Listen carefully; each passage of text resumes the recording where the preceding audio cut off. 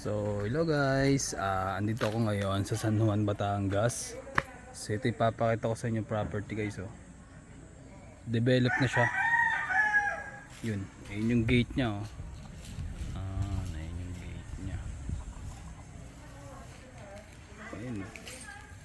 Palibot siya ng konkretong bakod oh. Bakod pala, may presyo na.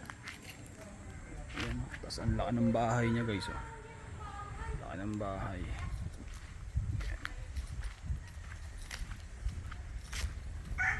So bakod na lang. Presyo talaga oh.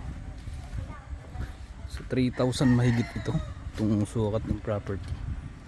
Yan, palibot siya. Lahat konkreto.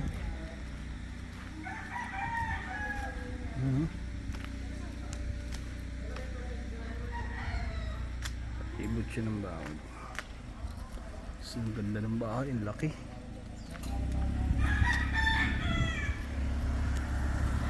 Ano pong sukat ito kuya? 3,000?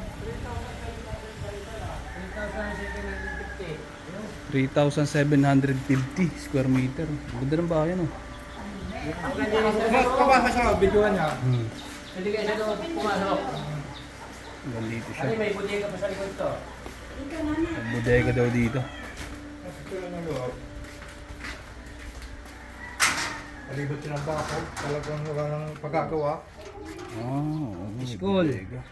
School yan. Oo, Barangay High Julio. school. Barangay Julio mataas na yun.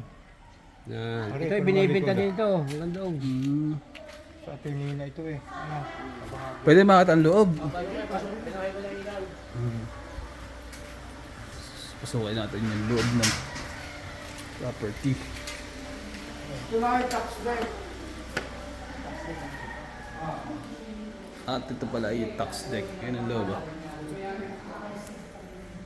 ganda ang loob. Ang luwag. Kasama ka lahat ng gamit. Kasama na yan, gamit. Parang tanong niyo po kay Kuya, pero dati po kasi yung pala yung punta na sila doon. Ito yung kwarto. Yan. May mga closet na dito. Yan, binuksan ang ano eh. Siguro yung So ito yung CR.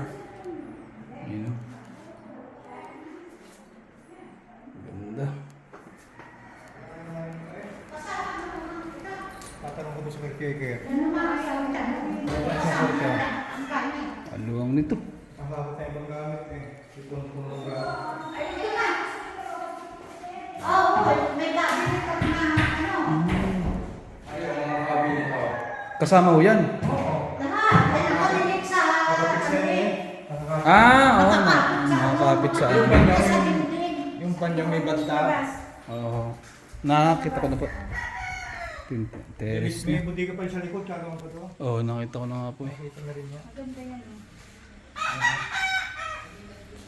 Iba pala yung pinasama ni Kuya. Ano dito? Hindi pala ito. Ano ito lang, boss? At yan, Naku, ito na. boss. Mhm. Maganda.